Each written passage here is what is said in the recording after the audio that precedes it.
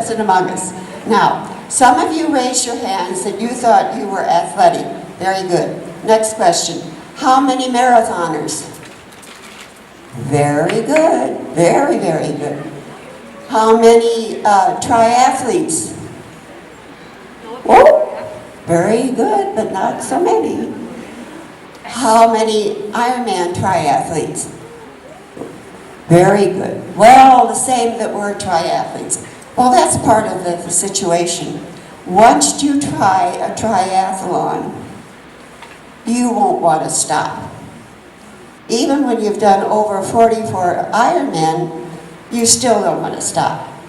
Now, for those of you who are unacquainted with the Ironman distance, it is 2.4 miles swim. I'm not sure how that translates in meters. 112 miles of biking, and a marathon, 26.2 miles of running. All together, non-stop. You can take all the time you want in transition, but the clock still goes. Now, I have to give you a little secret. One of my pitfalls is taking too much time in transition, trying to get out of the wet stuff, putting on the dry stuff. It's not easy to put on dry clothes on a damp body. Speaking of bodies, the triathlon to me is made up of 3 events, but so are we. We are composed of mind, body, and soul, meant to work in harmony together. Think of your body as being the vehicle, motored by the mind, and fueled by the spirit. And without being fueled by the spirit, I promise you, you ain't gonna go anywhere. Your car is gonna stop in the middle of the road. But you don't want to do that. As Erlinda indicated, you don't want defeat to get in your way. And as Anna Louisa told us, it is very helpful to have some kind of activity. For hers and Erlisa, and also mine, it was running. Oh, you say, I can't do that. Well, of course you can. Look back to your infancy and watch the children. They run more than they walk. Never, ever lose your child, and then you won't grow. Your child is the most innocent, unadulterated, creative self that you'll ever, ever have. And what's even better, you're not only a child of God, but a masterpiece of His creation. No one will ever, ever be you. So be the best you can never be. And when you get into the hard crunches in life, like all of us will, and I'll have to tell Anna Luisa, you're still young. And I thought the same thought as she did. I wouldn't want to be anywhere without my running shoes, because then, no matter where God places me, I can still run and move. Well, I would not call what I'm doing now running. No matter what I used to be, it isn't like that right now. And with the multiple accidents I've had, it has compromised my body within the last, in 16 months, actually. I had 3 major accidents. The fractured pelvis, you don't ever want it. That was the most excruciating of any that I have ever received, and there's nothing you can do about it. Oh yes, you can, but the doctors can't. And the doctors are kind of used to me, and they no longer project, well, it'll take you 10 weeks. No. I usually cut it in half so I can get into the next competition even without a chance to train. But it does work if you call on a power greater than your own. And this is actually how I started running. And it was painful, as Annalisa referred to, for Annalisa it was difficult, but her bare feet got kind of hardened up, and really, that's the best way to run, is in your bare feet, because you have better contact with the surface. And a lot of people start getting arthritis in their feet. That's so hard. So, if we have time, we'll do a little exercise about taking our shoes off, but that's all, just the shoes. But anyhow, I think getting back to that running situation, it is very therapeutic. When I was on the Oregon Coast, waiting for a priest to give this workshop with the rest of my community, we sat around a round table, just informally speaking. And this priest started expounding on the benefit of running. I thought, what? This was 70 when the running phase started, and this was now about 77. I hadn't even heard about the running phase, or what it has developed into. So I listened, and I said, finally, I said, well, he was saying that it's the benefit, it cures everything. And it gives you, the runners, you get a high. And I'm thinking, well, I thought that's what prayer is supposed to do for you. And what's the sense of running without a goal? I can't run without any good reason, because the only running I did was with interaction sports. They never had track in my day. It had to be connected with another kind of sport, which I enjoyed. I was always active.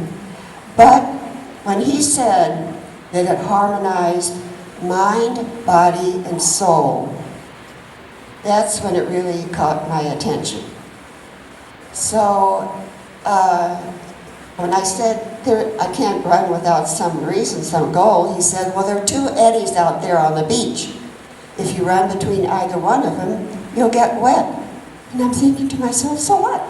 I walk it all the time. But I didn't say that to him. So in the evening, I slipped out in the side door and put on these little tennis shoes that a sister-in-law had given me. But tennis shoes are not the same thing as running shoes. But anyway, on the beach, it didn't matter. So I ran between the two eddies and was coming in the side doors when the priest was there, and he said, where have you been? I said, well, just doing what you said. He said, you mean you were out running? I said, yeah, between the two eddies. He said, well, how long did it take you? I said, well, about 5 minutes. And he said, well, do you know how long it is? I said, yeah, about a half mile. He said, well, yeah. But now you've got to keep it up for at least 5 weeks before you feel that runner's high. You know what? I don't know. It's been over maybe 37 years since I started running. I don't know what the runner's high is, but I sure know what the lows are. Believe you, I'm training for a marathon, being one of them. And so when I found out that I had an event in Spokane within 5 weeks, it was 8.2 miles, and there was a poster on the front of the photography lab where I used to go to develop my photography. And I was repulsed by it. A bunch of these people hurting themselves. I thought it's hard enough just to run without having to hurt yourself through all these people. No way. But when I got home, I had received a long-distance call from my mother. And she was trying to gently inform me that one of my brother's marriages was in jeopardy. And I listened, and when she stopped, I said, Mommy, you're not going to like this, but I've seen this coming for 5 years. What? Why? Well, you're not going to like this either.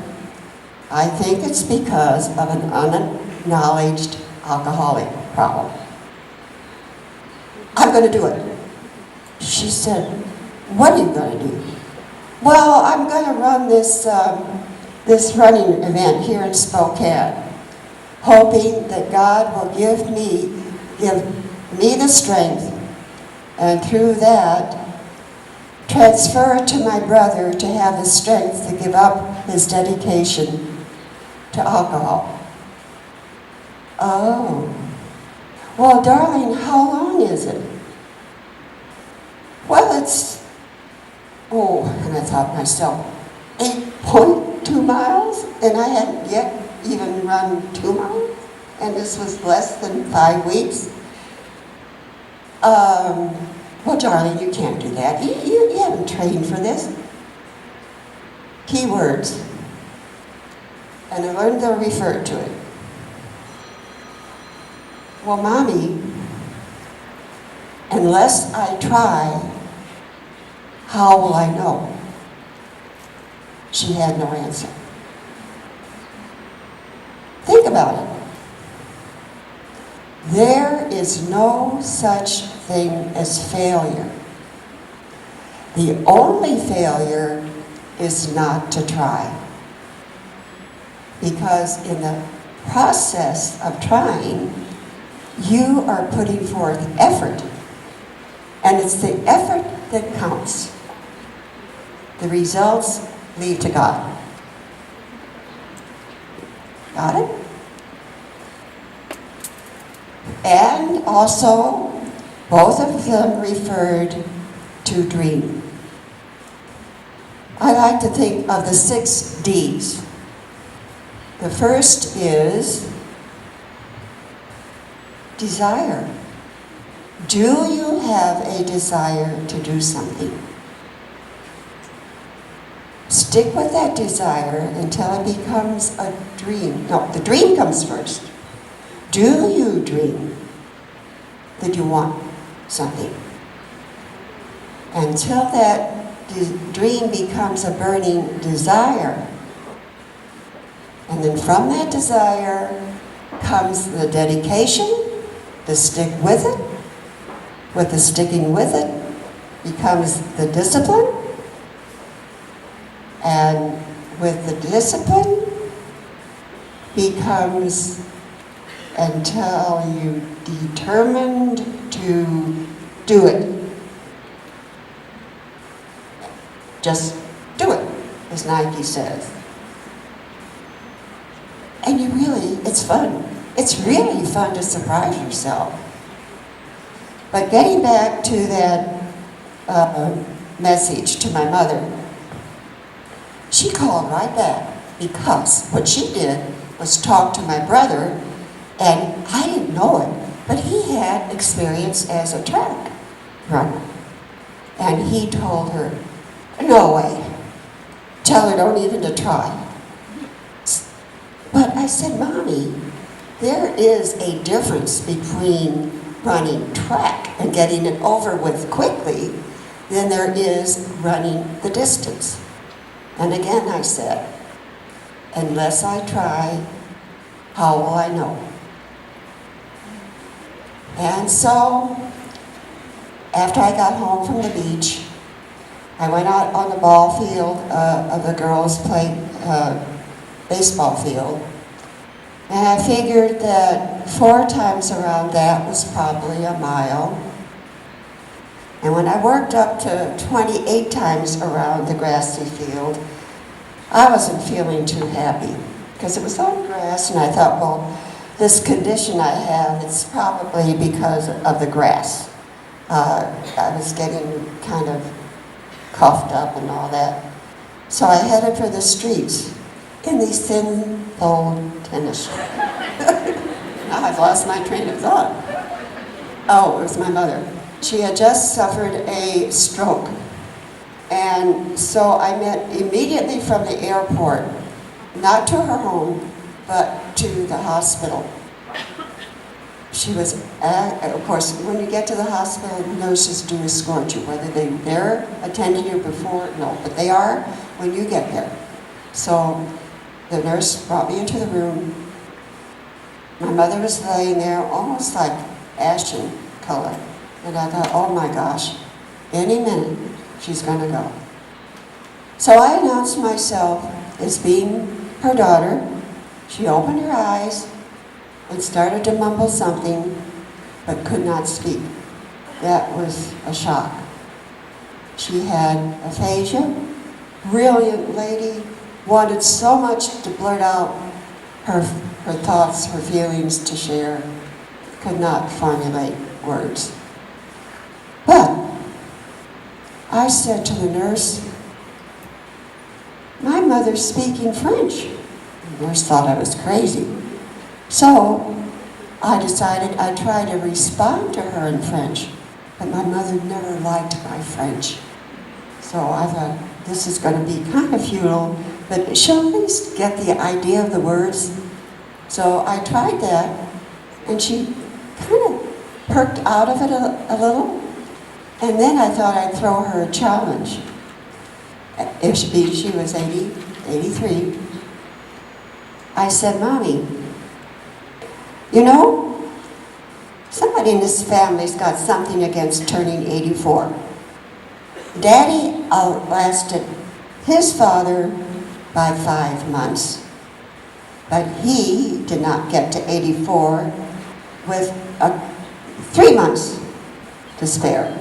Now, are you going to reach 84 or not? Her birthday's in November, and this was October. Well, I think she mulled it over, because the next time I went to the hospital, each day, there was improvement. And for 12 days, I was trying to get myself used to the fact that I'm going to lose her. But no way. She came back. I wanted her to go to rehabilitation, but I got outruled. They wanted her to go home with her own therapy. You know, the therapists have to do what the people there want you to do. And my mother wasn't into over-exercising, let me tell you. So she really did not get to the point where she could really respond with us. So I had to visit her at least 4 times a year, clear from Spokane to St. Louis, which is a half-day's trip at least, and then go home. After I get her back, again, 5 days, it was time for me to leave. So this kept up until the year 2000.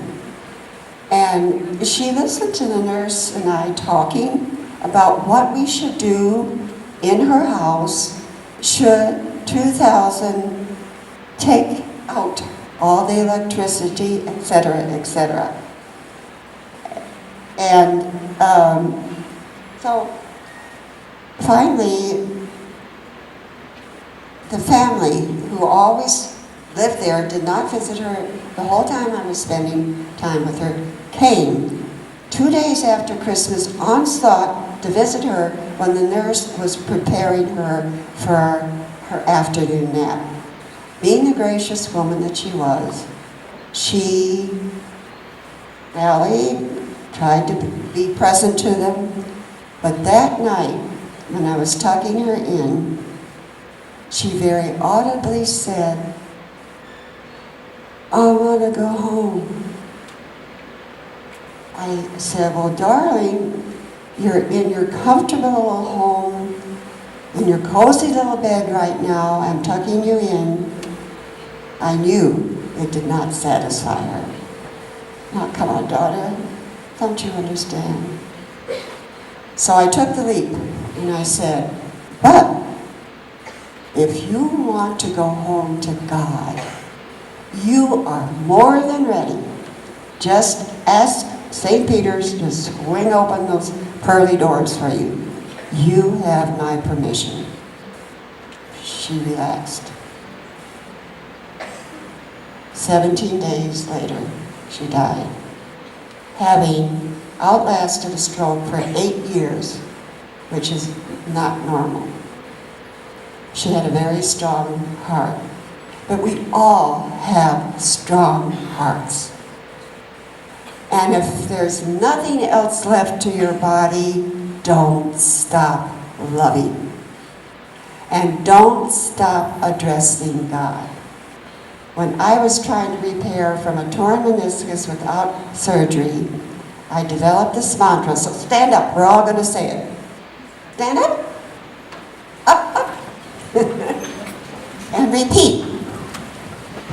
God, help me do my best, and you do the rest. Amen.